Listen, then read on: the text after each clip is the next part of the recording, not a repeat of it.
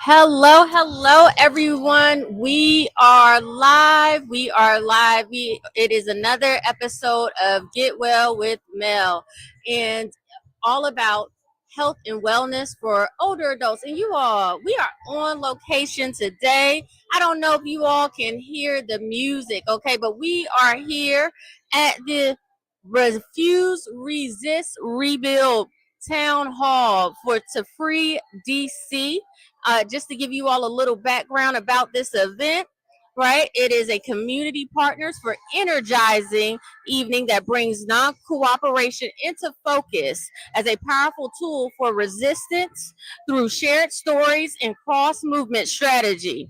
They will explore how communities have historically used tactics like boycotts, disinvestment, and refusal to push back against injustice and how we can harness that power together in this movement. Now, there are a few organizers and leaders of this event. We have the Boycott Target DC. We have the Free DC. We have the DC for Palestine and the Avelo Airlines Baltimore campaign. All the leaders of these organizations are here tonight in DC to bring solutions to the community on how they can resist the occupation of DC. And as you can see tonight here, I do have a few leaders of these organizations who are going to talk about their mission and their part to free DC of the occupation and also fighting for justice for us all out there, okay? So listen, this is going to be very powerful tonight. So I want you all to go ahead, first of all, and stream this and share this out to everyone you know, because let me tell you, this just isn't going to be happening in DC. This will be happening around the US. All right. And I think it's important that we all kind of just get ready, get prepared, and just, know our rights. Isn't that right? Because a lot of people think that this is just, you know, uh, confined to DC.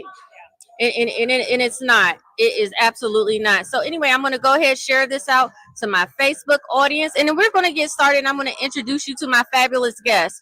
And like I said, throughout the evening, we are going to be talking to some dynamic people. So how they say, tell a friend to tell a friend. All right, hold on. Let's see. All right. So let me go ahead first of all and just introduce my friend to my right. And your name, please. Reverend Patty Fears, and I'm the senior pastor of the Fellowship Baptist Church here in Washington, D.C.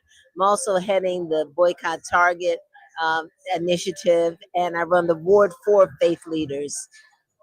I love that. I love that. And Miss Patty Pierce here, she's going to be my co-host for tonight. So you all are going to be seeing a lot of her. Yes, absolutely. And you are? Kaya Chatterjee. I'm the executive director of Free DC. Okay, fantastic. So let's stay on you for a second because Miss Patty's going to be with us all night. Tell us, Free DC, I think that kind of says it all, but explain to the people here what you all's mission is, okay? And that's the camera right there. Yeah, perfect. So, hi everyone. So we are here to protect home rule for DC. Free DC is actually a movement that's existed for a very, very long time, well before I was born, even.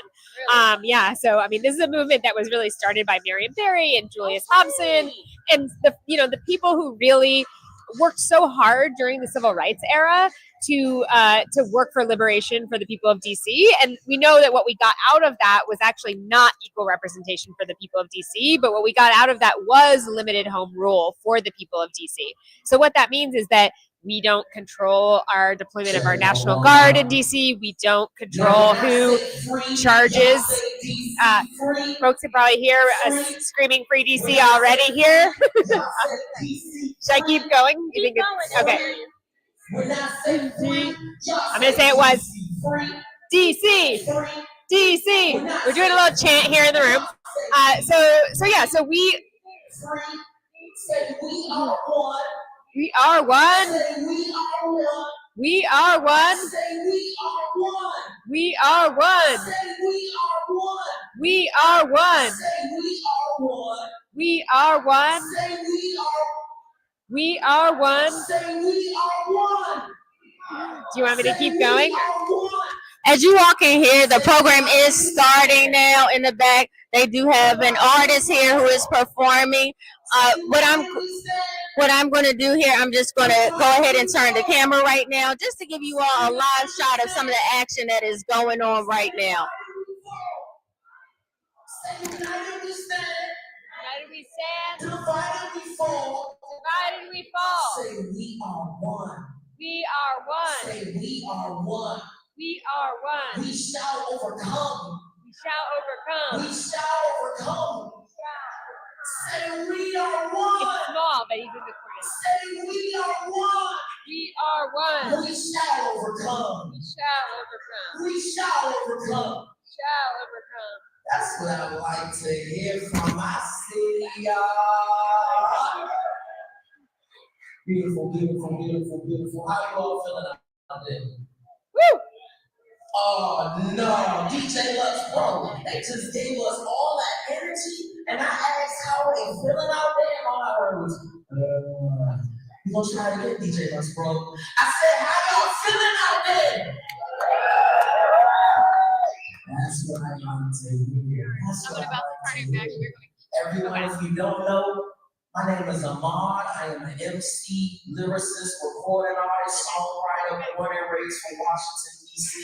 And I just had the honor of being a part of the amazing Freedom Futures Collective, where we bring activism and hip hop together. Can you make some noise for activism and hip hop? All right, as you all can hear, it is a lot going on here tonight, and I love the action. So back to what you were talking about, Free DC. This is nothing new.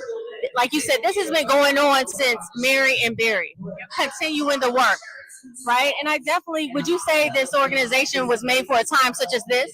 Yeah, I mean, we decided that we were going to launch Free DC because we heard Trump saying on the campaign trail that he was going to take over DC repeatedly, and we realized from studying other movements around the world and how they deal with dictatorships that we needed to get organized and be organized neighborhood by neighborhood and be ready to both protect our community and organize so that at the end of this, because it's going to take so much organization to fight this back, this occupation we're experiencing right now, and so if we're going to organize that much, then at the end of it, we want to get more than just back to where we were.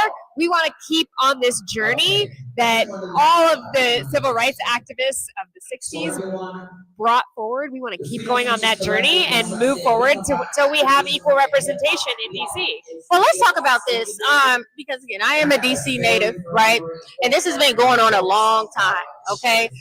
So first things first, you said that you all studied other places around the world when this has happened. What are some of the countries that this has happened in? Well, when you look at where dictatorships have ruled and then been taken down, you can look at Pinochet, who was a dictator in Chile. You can look at Milosevic, who was a dictator in Serbia. And in all these cases, people-powered movements took down very violent dictatorships. And what we are experiencing in DC right now is violence and brutality. I want to be clear about that. Can you talk about the violence that you're experiencing? So we, right now, our youth detention facilities are full. It takes almost until 1 a.m. to get people out of court. I did a training of 120 people last Friday, and I asked people, how many of you have seen a neighbor an attempted kidnapping of your neighbor by armed federal agents who were masked? And a third of the room raised their hand. Really? Where were you at? We were running a training for people all over DC, and you know, just to give you some sense, so Union Station is our train station. It's also a metro station here. There are National Guard military carrying semi-automatic weapons, telling any children that they may not get off the train there. So my son's middle school that he went to is just a few blocks from there, and that's how kids get to and from school.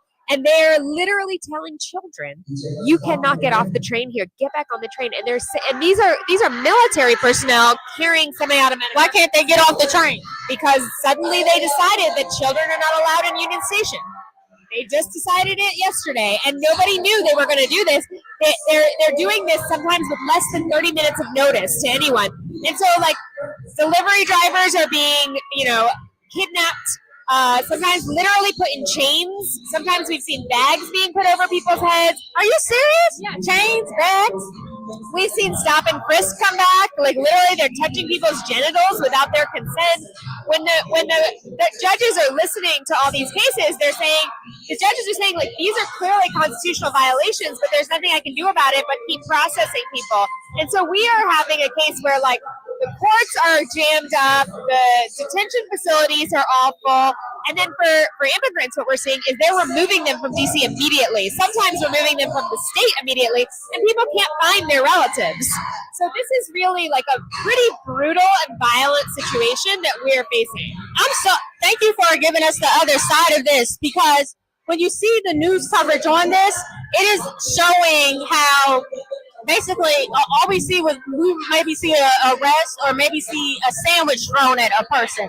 They're not showing, we haven't seen the other side of this, where is it just ICE or is also the National Guard being violent? No, this is federal agents. So it's ICE, it's HSI, it's the FBI. It's gangs of federal agents, honestly. It's very hard to say in any case who is doing what, because they don't carry identification. They won't tell you who they are. And sometimes they're wearing masks. And so, like, how do we know who's taking our people? What we know is that Black and brown men are being targeted. What we know is that children are being targeted, particularly 14 to 18-year-olds. We know that immigrants are being targeted, and we know that our houseless population is being targeted. So we know who's being targeted and that they're gangs of federal agents taking them. Okay, so let me ask you a question, ma'am.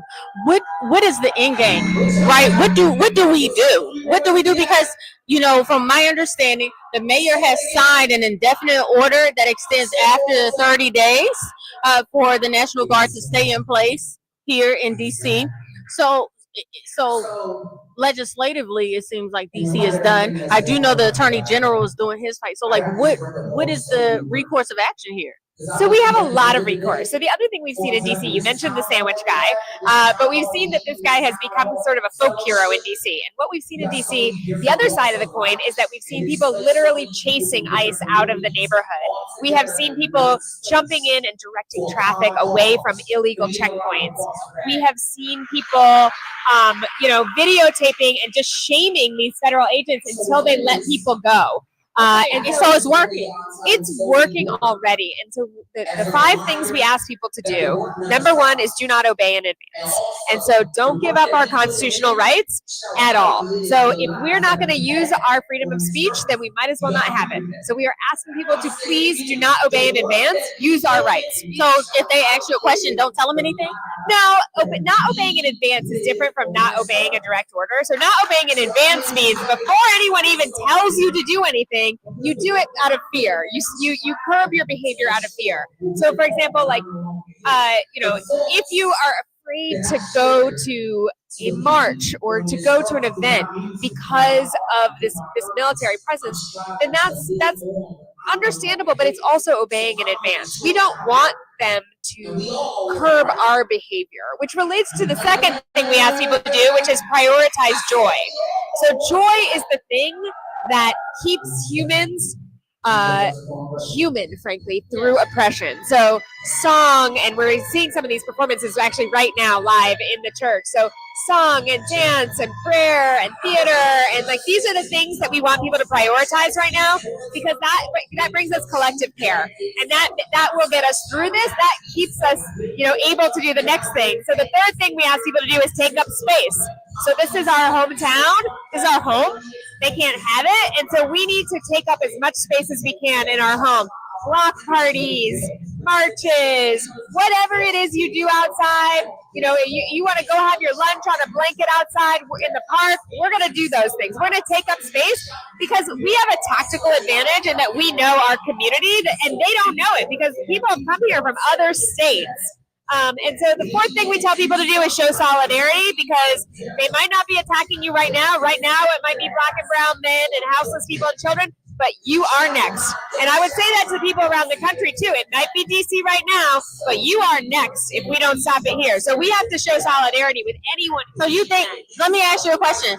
All right, it's obvious. We can put it out there. A lot of this target has been Black and brown people. You think it's going to extend beyond to white people and Asian people and other people? Absolutely. They're not going to just, I mean, this is straight out of a dictator's playbook, right? And so we know that they start with the most vulnerable people first, the people who have been made vulnerable through racist policies, and then it spreads to other people until nobody has rights. And so we know what they're doing. They're following a clear playbook, so it's predictable. Every step of the way, actually, you can predict if you look at the dictator's playbook. Let me ask you a question then. So based on what you know for the dictator's playbook, how long do we have until what's happening in D.C. happens across the nation? How long do they have? We don't know because it really depends how we act, right? We can stop this right here and right now. And so actually on Saturday, we're having a big march. We are all DC and we are continuing to. Where's the march happening? The march is starting at Malcolm X Park at 11 a.m. and going down to the White House and to Freedom Plaza, and we'll have a program there around 1 or 2 p.m. Okay, I love that. Well, again, I have it scrolling down here, Free DC Project. If anybody wants to come out, also the march that's happening on Saturday. And your name again, ma'am? Leah Chatterjee. Okay, Leah, it's a pleasure. We thank you so much. Nice to meet you too. Have a great day. All right, you all, as you all hear, we are live. We are live at the Defend DC Town Hall. You just heard from someone at the Free DC Project. They're trying to stop this dictatorship that is happening. I'm with my co-host here, Miss Patty Pierce.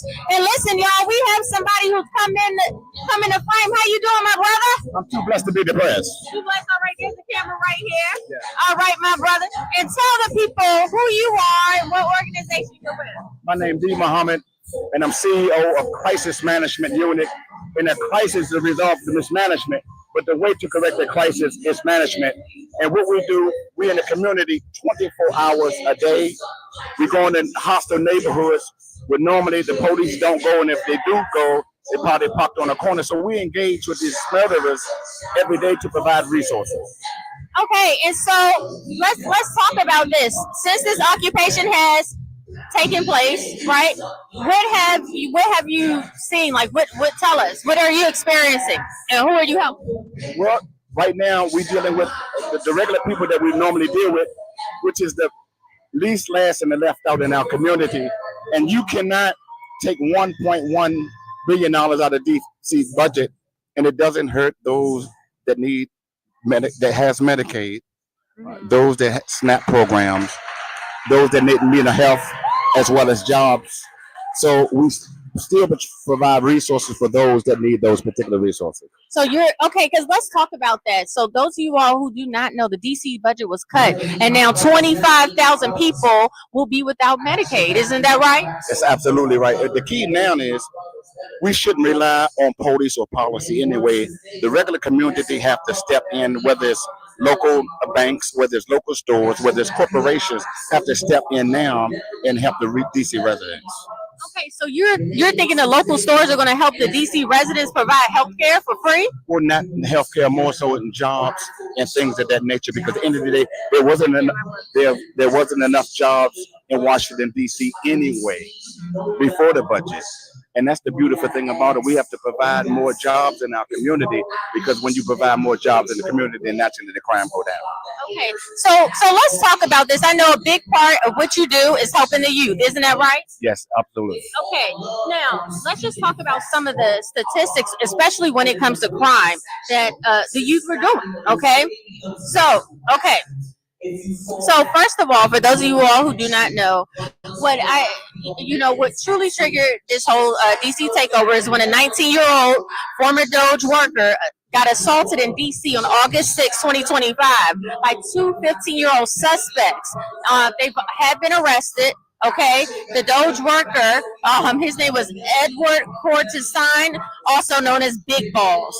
Okay, now that leads to the kids in the crime in DC, because listen, it is an issue with kids in crime that cannot be ignored here. Okay, and just so the audience knows, the number of juveniles arrested in DC has gone up each year since 2020. More than 2,000 were arrested in 2023 and 2024. That's 2,000 juveniles here. Okay, juveniles also counted for 51.8% of all robbery arrests in 2024. According to the police department, about 60% of all carjacking arrests made to date in 2025. This is 60% are juveniles, sir, and nearly 200 juveniles arrested in 2024 for violent crimes had prior violent crimes arrest. So I say this to say and ask you, don't you think that there is a problem that DC hasn't been solving? Well, just realistically speaking, there's a problem amongst our community, the black community anyway, because the problem is coming from, you talking about juveniles, but someone produced those juveniles. So there's a problem in the home because we have to be responsible as parents for what we made.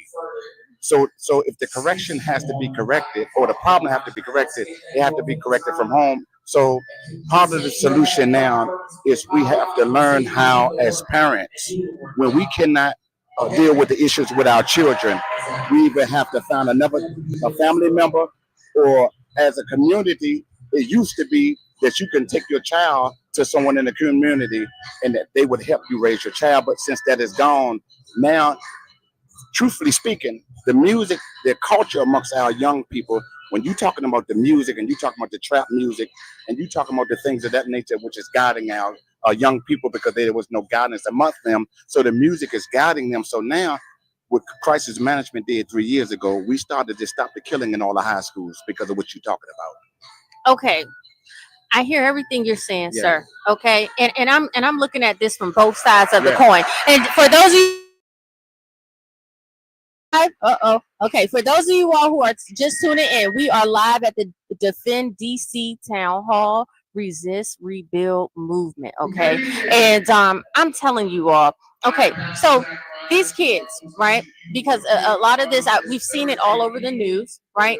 And to be honest, before the occupation came, we were afraid to even just walk the streets during the day. Okay, it used to be that these kids, especially, let's just call it what it is, black kids, okay, they would do this crime only in the neighborhoods, the poor neighborhoods, like the Southeast, the Anacostas, and all those things, the Northeast, right? But it has spread to places like Georgetown, right? Places like Northwest, right? Like it wasn't contained anymore, right? Now we have little to no crime, okay? Little to no crime. That's not true. That's not true. That's not true. See, we have to be extremely careful because the good guy and the bad guy depends who writes the story, right? You can take one incident, politicize that incident, and you make. But it's not one incident. If you see here, 60% of the crimes were committed by these kids. 200 juveniles arrested, have violent rape. It's not a little bit. This is a lot of it. Like acknowledge that. If you will let me, I'm out here every day now. But what I'm not going to do with our babies, I'm not going to politicize the condition. You absolutely right amongst the crime amongst our juveniles. But what I am not going to do is politicize no statistics with our babies. And this is why I use the terminology, the good guy and the bad guy depends who writes the story. And before the occupation came in our city, we still had the same situation. Now, I spoke directly to people in Merrill Bowles' administration. And one of the things that I was highlighting is when it comes time for summertime, bring back the summer jobs. The children don't have nothing to do. So if the children don't have nothing to do, not saying that that's the reason that they committed the crimes, but when they don't have nothing to do, you have to be an example for them as well as providing resources for them that they can grow into the workforce. So we like to talk about Marion Barry and the things that he did and made him successful. We got to bring those kind of policies back. We got to do everything that we can before they end up in the justice system. Yes, sir. So I totally agree. Like seriously, the kids, they need something to do, right? What I just want to know from you is this, right? Since this occupation has happened, right? Yes. You know, crime has gone down with the youth, right? So what are they doing now? Well, right now, realistically speaking, when I leave here, I'm on Martin Luther King Avenue in Malcolm X Southeast. That's one of the worst parts of Southeast and Washington, D.C. Those young people and babies is still out there. What are they doing? They still doing everything they was doing. This is what I was talking They still carjacking? They still doing. I don't know about that, ma'am. I'm gonna have to be real careful. I know, but I'm just not But really. we have to be real careful because at the end of the day, we have to be real careful that we don't buy. We don't have to be real careful that we don't buy into uh, what's been transpired in terms of any administration when it comes down to our babies.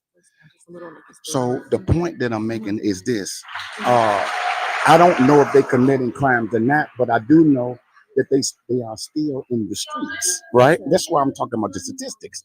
Those statistics don't guide people like myself because we crisscross in Washington D.C. every day.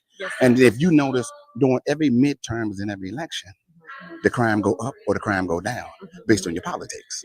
You see, so the thing for me is I work directly with MOCA director Lamont Curry, who provided a lot of resources. As I was saying earlier, we was going into high school. We stopped the killing tour going into high schools first because, as you said, that's where the problem is with our young people will be glorifying committing crime.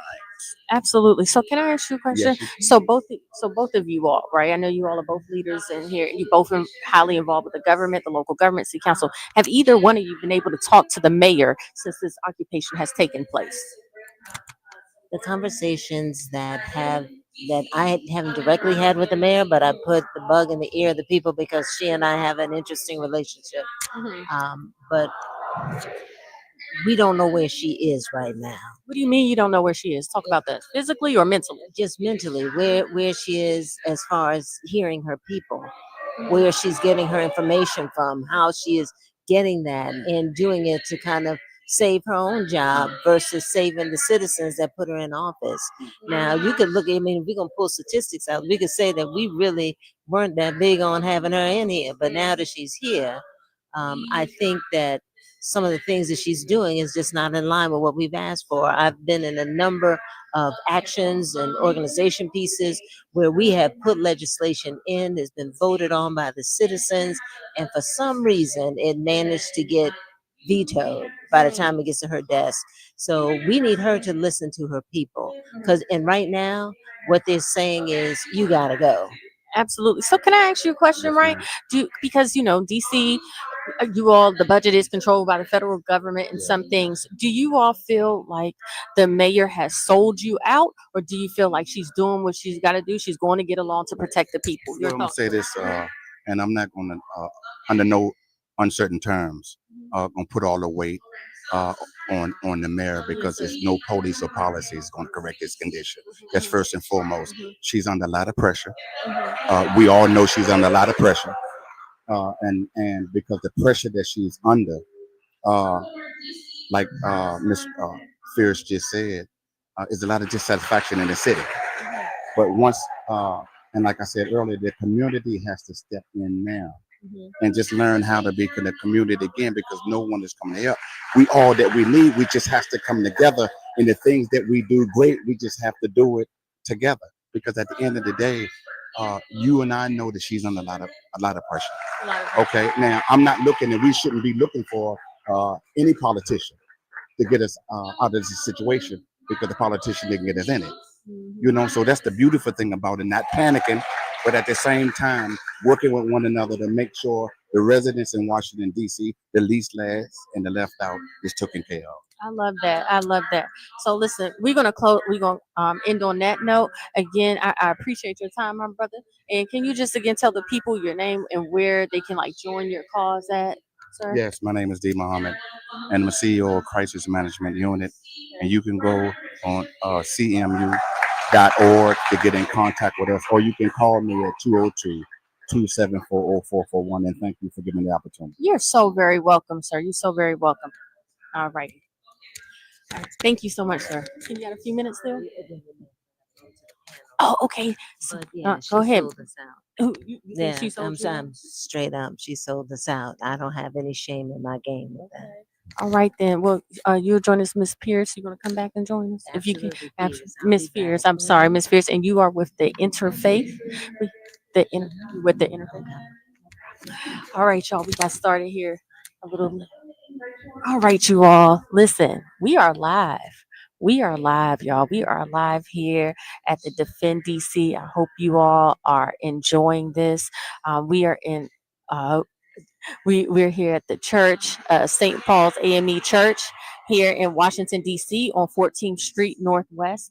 I'm going to see if I can turn the camera around where I can just show you the massive amount of people that are here, you all. When I say people, I mean people from all religions, all ages, all walks of life. The panel is getting started right now where they are talking about just I guess the different leaders from all the different organizations, such as the boycott Target campaign. Just so you all know, every Saturday from 11 a.m. to 12 p.m. they go to Target in Columbia Heights, DC, where they stand out and they picket and they protest and they actually bring their own vendors. Okay, the Free DC movement. You heard from the lady at the beginning of the broadcast. DC for Palestine organization. They are also here. Their leaders are here. And the Avelo Airlines Baltimore campaign is here as well, you all. So all the leaders, they're coming together. Listen, all walks of life, all races, they are here. And throughout the evening, we will go ahead and we will try to just get some sound bites from the leaders and also the people who have come out, the audience. All right. So let me turn this around. I'm going to go ahead and let you all view it. Thank y'all so much. If y'all have any questions, comments, anything, go ahead and drop it in the chat. And you are watching Get Well with Mel, your number one source for health wellness information for mature adults. I hope you all are enjoying this. We are live in location in Northwest DC.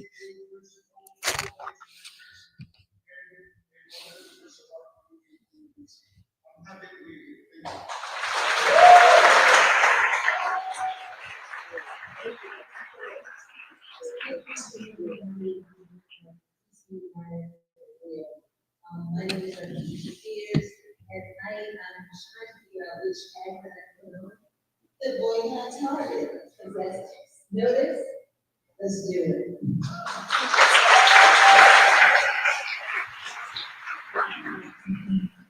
And I realized I didn't introduce myself, other than that you all love me. I come out of the movement for Black Lives Organizing. I've been organizing in DC for the last 10 years, and I'm just so grateful that the DC community welcomed me here. I've been organizing in all of the work to move the police budget, to decriminalize fair invasion, and as well as for DC autonomy. And I'm gonna get started. So I wanted to pass this to Kate, if you would. I'm wondering if you could tell us about your organizing and what has happened as of politically. Well, with our organizing, our group is very small, Doctors for Camp Closure, and we've been organizing as doctors and healthcare workers that there's no healthy amount of time for people to be detained or deported, and we promote justice for all of our community members. But it's been a little bit of an uphill battle to make an understatement, so we have taken on Avelo Airlines. There is now a national coalition against Avelo Airlines. Avelo Airlines is the first passenger airline to sign a contract with ICE. They figured out that they were not making enough money, and they thought they could get rich by signing this contract. And as we see in our community, one of the key tools of this fascist regime right now is the airplanes that flies people to ICE jails and the airplanes that fly people to deportation. So we are throwing sand in the gears of the deportation machine. ICE has already lost all of its contracts on the West Coast. They've lost the contract in Las Vegas, and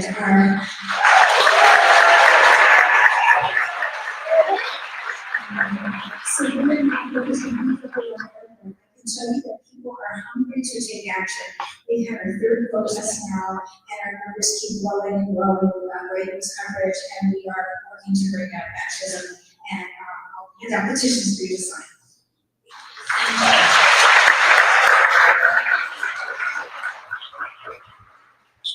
I'll ask the same question to you, so it's all about organizing and what's happening. The last 50 years, organizing folks.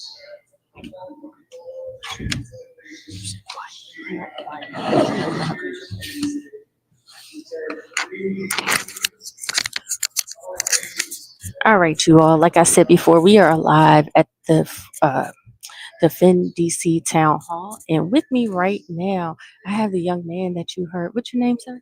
My name is Ahmad. Ahmad. And you can look right there. All right, Ahmad, and you are is a Christian artist, is that right? Indeed, songwriter, recording artist, lyricist, and MC from Washington, D.C. Okay, fantastic, fantastic. So, which organization brought you out here today? Let's talk a little bit about that. Indeed, I am with the Freedom Futures Collective. We are a creative arts incubator where we combine activism and hip hop. Okay, I love that. I love that. So, I kind of like that. So, we just had a gentleman. He was here earlier, right? And he said that he believes part of the. Well, first of all, let's set the stage here, right? I did read some statistics earlier, and it's from the DC police, right? That over 50% of the carjackings in DC are caused by the youth. I brought that. Yes, I brought that. Would you agree to that? I would agree to that. And how old are you? I am 27 years old. Okay, you're 27, so you're a little older, right? But not too far removed, right? Okay.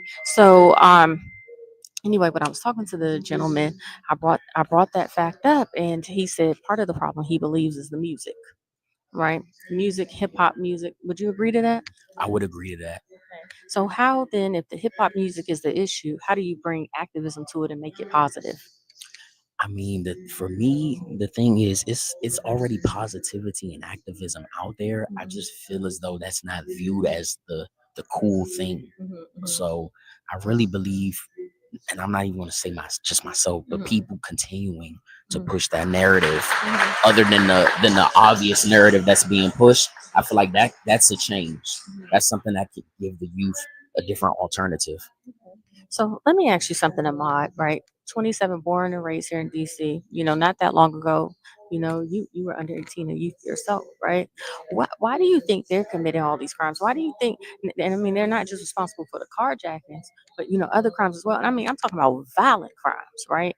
Because that's one thing too. You hear the statistics about how the crime here in DC has gone down, right? However, the crime amongst the youth has gone up, right?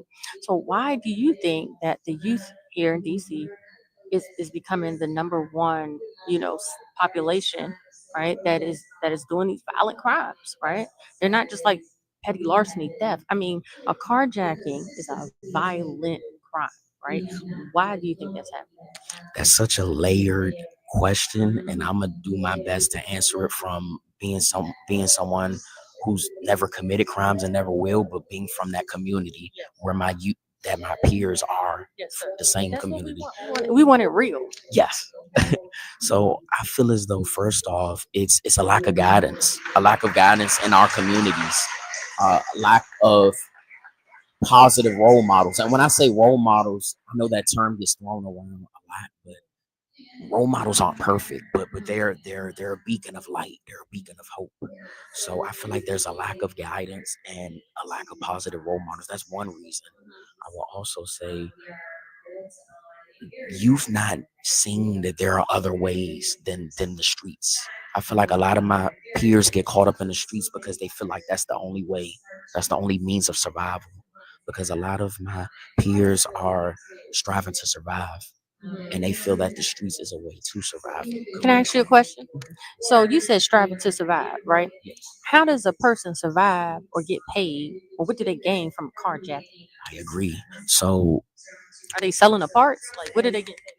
it's a multitude of things, from maybe selling the car to actually getting the car that they stole to commit a crime. So it varies. It varies, but like I said, the first two key things for me is a lack of guidance and no role models. Okay. So these kids that are committing these crimes, right? At this point, right? Because you have to agree that since Trump has done his occupation, right, or the administration, excuse me, that crime has gone down. Okay. So if they leave, it's going to go back up, right? Don't you think so? What do you think needs to be done so that doesn't happen? Because we're here tonight fighting for something, and in a sense, it's kind of working, a little bit. Like people do feel safer. So if this side wins, right? And I'm trying to be impartial here, and it goes back, like, are we really fighting for the right thing? I see what you're saying. It's a very like mixed thing, because the same people that are being that may feel that they're more it's more safe. Those same people, it's a whole other group of people that don't feel safe. Do you feel safer? No, You don't. I don't. Okay. Even though I know I'm not, and this maybe can, I'm gonna do my best to. No, come on. No. People really need to know Yes. because you're a DC native. You live in DC, right? Come on, say it. Indeed. Well, it's not that I'm not gonna say it. I'm gonna say I'm gonna do my best to word it in a way, but like based off of how I dress, how I think, how I talk, I know I'm not the typical young black male that's targeted from of my appearance and just how I think and how I present myself.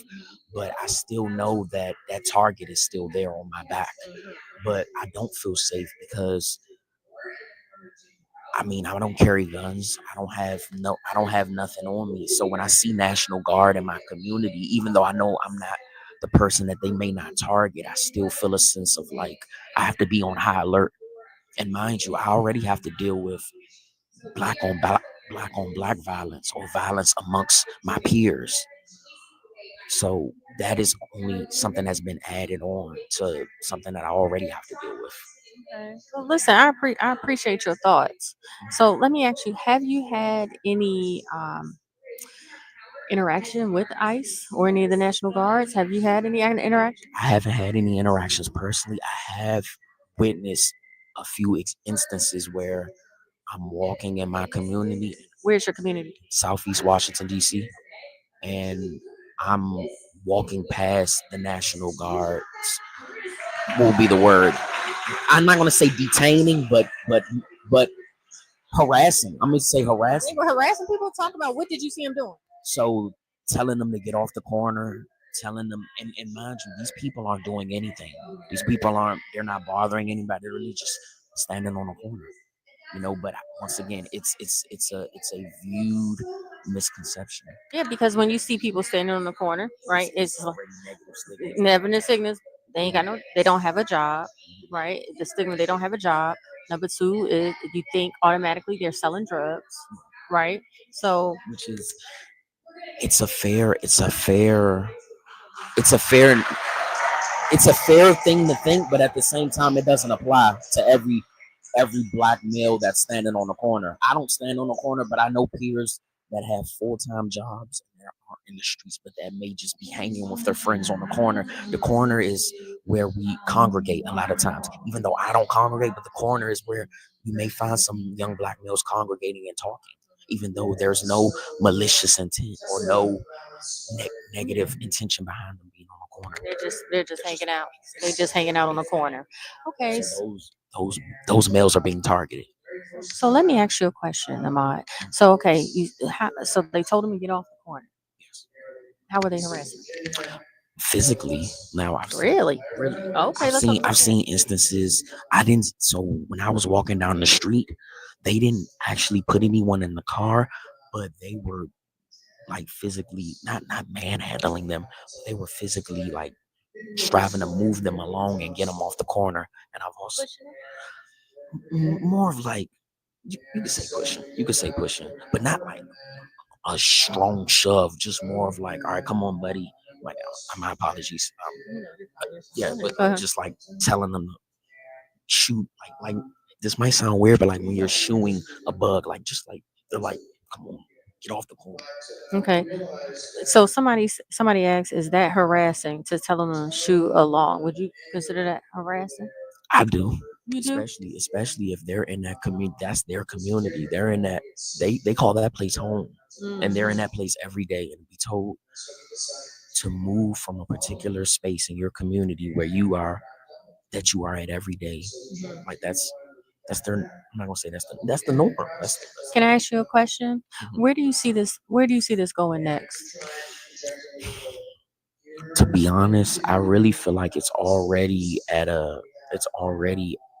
blowing up, and I feel like it's going to cause a divide, and I feel like it's already causing a divide with different ethnicities, in my opinion. One of our guests. So you said, and and also just to let you all know, if you would like to come on and give your views, we are more than welcome. You can come on and join us live. So you said you feel like this is causing a divide in different ethnicities. Can you talk more about how you feel that the troops, the National Guard, Mhm. occupying DC is causing a divide with ethnicities?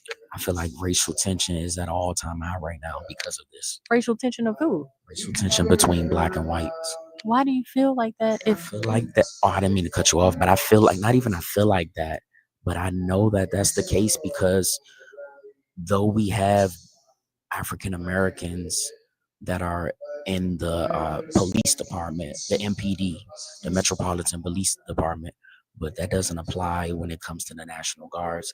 So it's definitely causing a divide as far as like black youth that are, when you see the National Guard, you're not seeing people that look like you, you know. So obviously, even though the black youth are able to contextualize that all white people aren't bad, but it's still causing a divide at the same time, bro.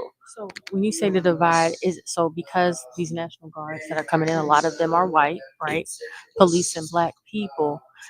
Do you think it's just like? Do you think it's? How do you think that's causing a divide? More of that because just talk I about. think, yeah, really just going back to just, I think it's planting seeds of a mindset as far as feeding into the idea or the misconception that all white people are bad or all white people are evil. I feel like, and even me, even though I haven't been harassed or detained by the National Guard, but it's causing people to look at all white people differently. Even though I know that all white people are not evil. I know, I am aware of that.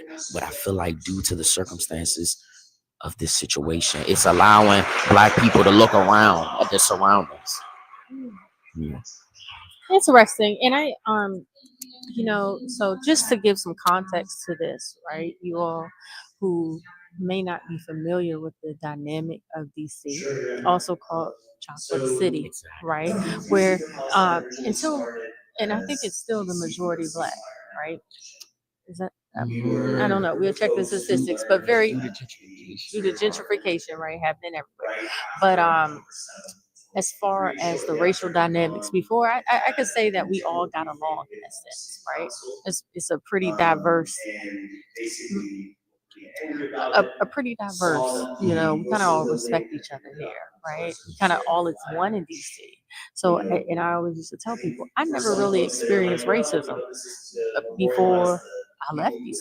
I never experienced it. So, because we're all one, right? We're all one. Black people, the majority here, right? And we all kind of have to get along, right? So, in places where a black person would usually be discriminated against, right? And it would just be okay, things would carry on. If that happened here in DC, if a business owner discriminated against black people, especially outright blatantly, right? They would get closed down.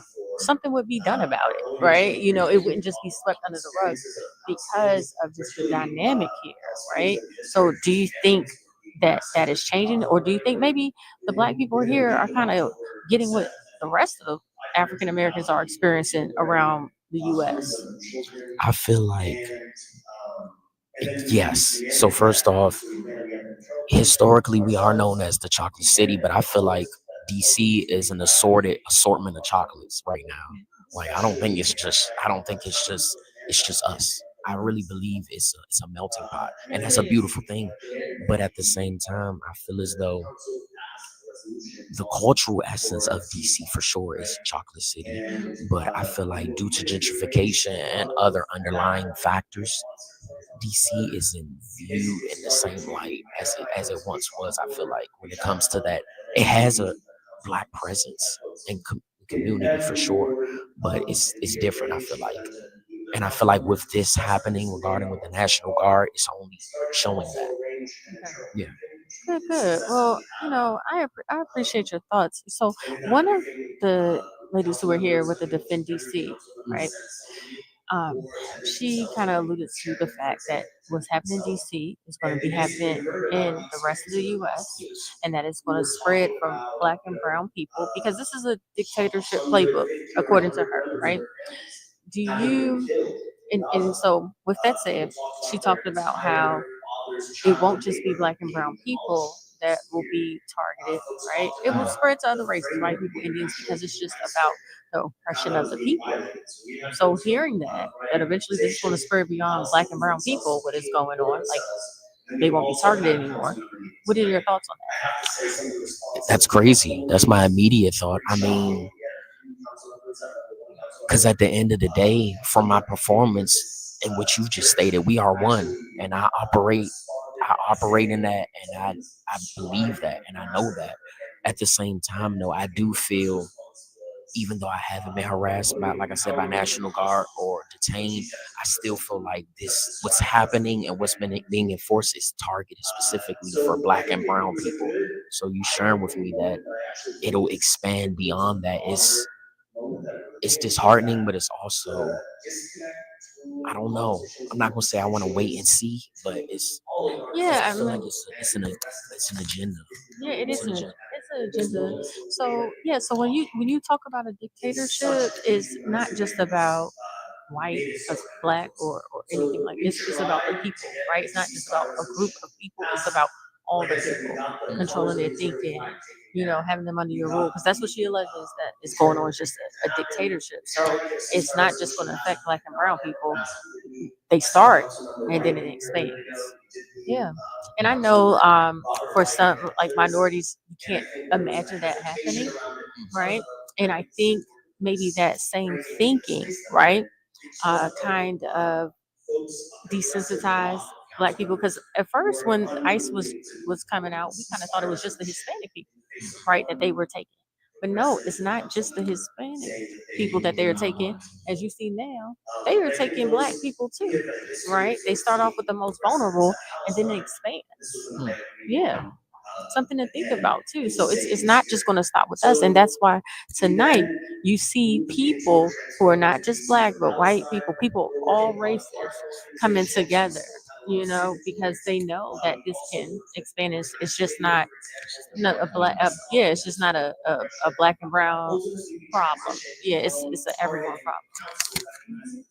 That makes sense. That makes sense. I think just being someone that's still actively in the thick of it, to your point, I might not be able to have the foresight to see it beyond just my community, because my community are the people that are being oppressed. So. So, all right. Well, we have some people. Listen, I see you all out there. You are. Thank you for watching Get Well with Mel, your number one source for health and wellness information for mature adults. We are live at the Defend DC Town Hall, where we have leaders from all different organizations coming together to try to stop and bring up and have strategies in a community forum to stop the Trump administration takeover of DC. We have leaders here just to give you all some insight. And again, I am broadcasting live from Northwest DC. We have people from the Boycott Target movement, the Free DC movement, the DC for Palestine movement, the Avelo Airlines Baltimore campaign movement. They are all here. Okay, and right now I'm here with Ahmad. He is a activist, a hip hop activist. Could we call it that? I use my artistry and my music to push activism and just make change. That's right. And he is a DC native and actually lives in DC. Yes, and he has had firsthand experience with ICE in his neighborhood. So we're just here getting his thoughts. So if you all have any questions, please feel free to drop them. And as you all can hear in the background, they are having a live panel right now. So all right. So let me ask you. You said you don't feel safe here. I don't. Okay.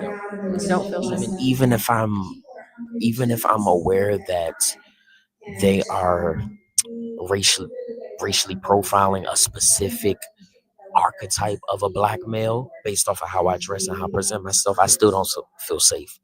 Okay, you don't feel safe. So, question for you. So we know that one of the things that's been happening here in DC is the layoff of the government workers.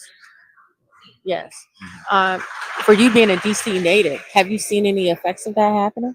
I personally have not, but thank you for informing me of that, and that does make sense. But I personally have not. Why do you say that makes sense? Really, to be honest, with everything that's going on, I wouldn't be surprised. I really, even though I don't have no factual evidence to back up that statement, I just really wouldn't be surprised because I feel like it's a lot going on right now. You haven't heard about how they're laying off, how Trump and Doge, well, excuse me, the administration Oh, cut off. regarding, yes, I apologize. I have It's okay, no problem, no problem, no problem. So, have you seen any effects of that? for sure. Let's talk about it. I'm a full-time artist, so things like the DC Commission on the Arts and Humanities, like I've been told that I wouldn't be able to apply for that grant. Oh, they've taken a grant? Yes, so a lot of different grant opportunities that once were available are no longer available. Mhm. So, what are you going to do now? I mean, I'm gonna continue to create and continue to find other means of income as I continue to create, make music, and things of that nature. But thank you for reminding me of that because I am aware of it and I have been. But due to everything that's being enforced, grants that were once available to artists are no longer available due to that being enforced. So, do you think this threatens your ability to be a full-time artist? For sure, Okay. 100%. What type of job would you go get? Great question. I mean, I haven't even been thinking about that because I've just been still focused on the present. I am someone who thinks ahead, though, forward thinking, but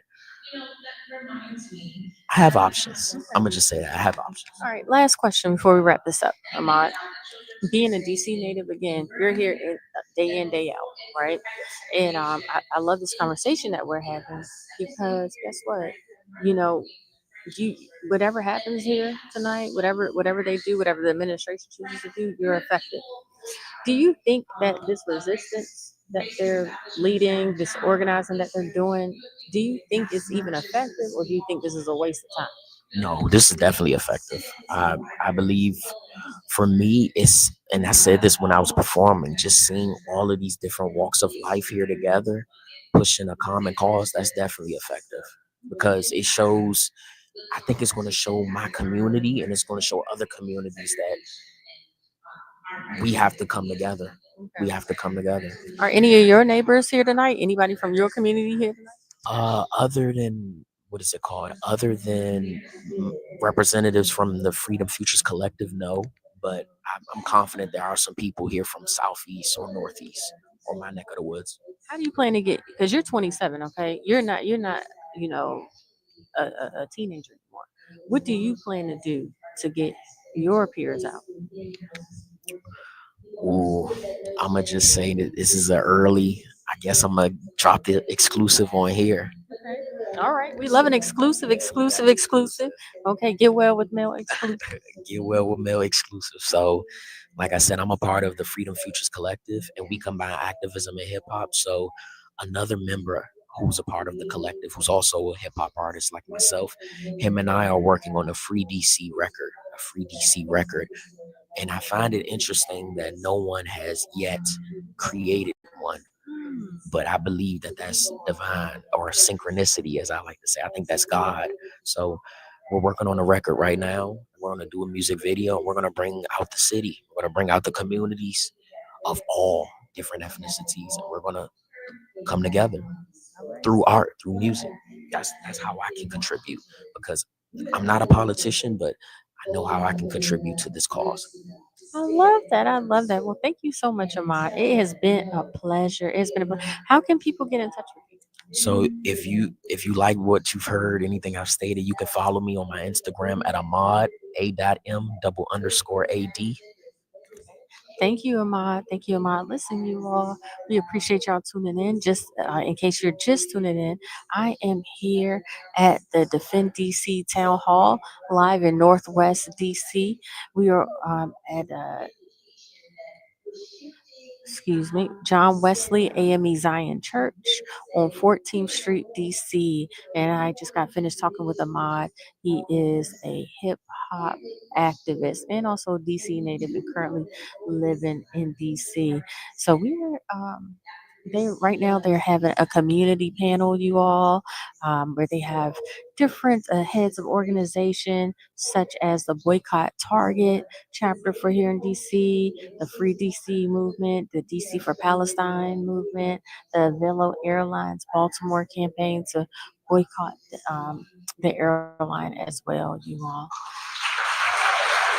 As you can hear the applause in the background. The first function of the Target picket line, as it were, is every Saturday morning. All right, you all. So if you haven't come, you should go to All right, you all. Target at 11 a.m. on Saturday. Join Ref Beers. All right, you all. We're gonna go ahead here, and we are gonna end. We're gonna end this episode today. Again, thank you all for tuning in for Get Well with Mel. Until next week, we are here every Thursday at 5:30. So make sure you tell a friend and share this episode and tune in. One of the reasons why I wanted to do this episode is just to give you all a boots on the ground look at what really is happening here at DC. So many times, especially if you're not a DC native, you may kind of get the impression that what happens in DC is just politics. But there are people here who really do live, they work here, they raise their families here, right? They are really affected by the things that happen, just around the corner, just up the road on Capitol Hill on Northwest. And I wanted to give them an opportunity to speak and just to share their perspective with you all. All right. Until next time. Bye-bye, everyone.